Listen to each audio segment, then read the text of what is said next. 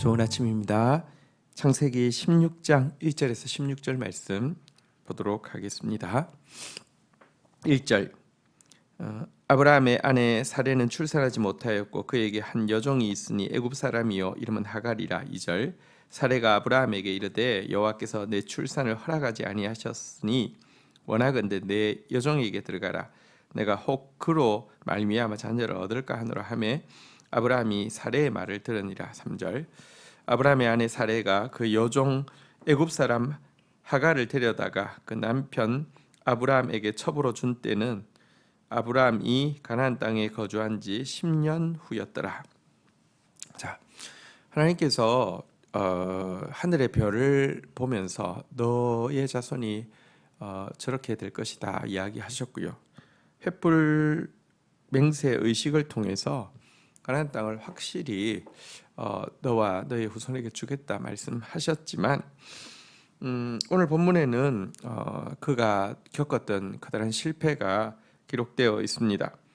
하나님의 약속으로 75세에 가나안 땅으로 온 그는 10년이 지나도 아무런 변화가 일어나지 않자 그의 아내 사레가 조급함을 드러내고 아브라함도 그에 동조하게 된 것입니다. 물론 그는 하나님의 약속을 믿기 때문에 그곳에 있습니다. 그리고 약속이 이루어질 것에 대해서 믿는데 문제는 하나님의 말씀을 하나님의 방법으로 이루려 하지 않고 하나님의 말씀을 인간의 방법으로 이루려 했다는 것입니다. 사례의 제안은 하나님께서 자손을 주시긴 주실 건데 내 출산을 허락지 않으시니까 내게 주어진 이 여종을 통해서 나도 내 자식이나 마찬가지고 당신 자식이나 마찬가지고 하나님의 언약이 이루어지는 것 아니냐라고 하면서 이렇게 자기가 앞장서서 이 하갈을 첩으로 이렇게 주게 되었고요. 아브라함도 이 일에 대해서 그럴 수도 있겠네 하면서 받아들이게 되었습니다. 하지만 하나님의 말씀을 인간적인 방법으로 이루려고 하면요 결과가 절대 좋지 않습니다. 사레가 자기가 호의로 이 일을 했다가 자기 도끼에 자기 발등이 찍히는 꼴이 되어서 나중에 아이가 태어나고 나자 하갈이 그를 무시하게 되고 그래서 비참한 꼴을 당하게 되고요. 또 그 반작용으로 임신한 이 하갈이 도망할 수밖에 없을 정도로 학대를 하는 이런 모습을 보여주게 됩니다. 인간적인 호의는요 오래가지 못해서 잔인한 악의로 변하게 되어지는 내가 생각하지 못한 이렇게 그 결과들을 이끌어낼 때가 참 많습니다. 그래서 인간적인 방법은 하나님의 의를 드러내지 못할 뿐 아니라 스스로를 고통에 빠뜨릴 뿐임을 기억해야 합니다. 하나님의 거룩한 약속은 반드시 하나님의 거룩한 방법으로 이루어져야 합니다. 근데 여기서 한 가지 생각할 것은 애굽 여자 하갈이 어떻게 사레의 종으로 있었을까 하는 것입니다. 틀림없이 이 하갈은요 아브라함과 사레가 이집트 땅에 내려갔을 때에 소와 양과 많은 이렇게 그 재물과 노비를 주었다고 할 때 그 노비 중에 한 명이 틀림없습니다. 사실은 여러분 우리가 실수할 수 있고 범죄할 수 있지만 그걸 통해서 깨닫고 더 하나님 의지하게 되는 것은 좋지만 할 수만 있으면 여러분 범죄의 자리에 빠지지 않는 것이 좋은 것이 애굽에서 묻어왔던 이 하갈이 사실은 또 큰 고통을 계속해서 이렇게 야기할 수밖에 없는 결과를 만들었지 않습니까? 죄악의 영향력은 이렇게 끈질기다는 것을 우리는 기억해야 할 것입니다. 자, 6절입니다. 아브라함이 하갈과 동침하였더니 하갈이 임신하매 그가 자기가 임신함을 알고 그의 여주인을 멸시한지라. 5절 사레가 아브라함에게 이르되 내가 받는 모욕은 당신이 받아야 옳도다. 내가 나의 여종을 당신의 품에 두었거늘 그가 자신의 임신함을 알고 나를 멸시하니 당신과 나 사이에 여호와께서 판단하시기를 원하노라. 6절 아브라함이 사라에게 이르되 당신의 여종은 당신의 수중에 있으니 당신의 눈에 좋을 대로 그에게 행하라 하매 사레가 하갈을 학대하였더니 하갈이 사레 앞에서 도망하였더라. 여러분, 이 호의로 시작됐던 이게 얼마 지나지 않아서 얼마나 비참한 결과가 나옵니까? 여기 보니까요, 멸시라는 단어도 나오고 모욕이라는 단어도 나옵니다. 사레가 멸시와 모욕을 받게 된 것이죠. 그러자 또 아브라함을 이렇게 탓하면서 비방하게 되었고요. 아브라함 역시 굉장히 무책임한 모습을 보여주고 있죠. 당신의 여종은 당신의 수중에 있으니 당신의 눈에 좋을 대로 그에게 행하라. 그러니까 여러분들 네 마음대로 학대하든지 뭐 죽이든지 알아서 하라고 이렇게 이야기합니다. 내 마음은 당신께 가 있으니 내가 별로 하갈 생각하지 않으니까 마음대로 하라. 이것도 대단히 무책임한 행동이지 않습니까? 그 결과 또 이 사례는 하갈에게를 학대하고 하갈은 또 임신한 상태에서 도망하고 정말 난리가 났습니다. 이런 단어들 멸시, 모욕, 무책임, 학대, 도망 이런 일들 우리가 단추를 잘못 깨면 따라 나올 수밖에 없는 것입니다. 하나님의 말씀을 믿는 여러분, 하나님의 방법을 기다리고 하나님의 방법대로 행할 수 있는 믿음까지 가지게 되기를 축복합니다. 7절 여호와의 사자가 광야의 샘 곁 곧 술길 샘 곁에서 그를 만나 8절 이르되 사레의 여종 하갈아 내가 어디서 왔으며 어디로 가느냐 그가 이르되 나는 내 여주인 사레를 피하여 도망하나이다. 9절 여호와의 사자가 그에게 이르되 내 여주인에게 돌아가서 그 수하에 복종하라. 10절 여호와의 사자가 또 그에게 이르되 내가 내 씨를 크게 번성하게 하여 그 수를 많아 셀 수 없게 하리라. 11절 여호와의 사자가 또 그에게 이르되 내가 임신하였은즉 아들을 낳으리니 그 이름을 이스마엘이라 하라. 이는 여호와께서 내 고통을 들으셨음이라. 12절 그가 사람 중에 들나귀 같이 되리니 그의 손이 모든 사람을 치겠고 모든 사람의 손이 그를 칠지며 그가 모든 형제와 대항하여 살리라 하니라. 자, 여러분 꼭 기억해야 되는 게 있습니다. 하나님은요 모든 영혼들을 사랑하시고 특별히 약한 자를 하나님 불쌍히 여기시는 정의의 하나님이십니다.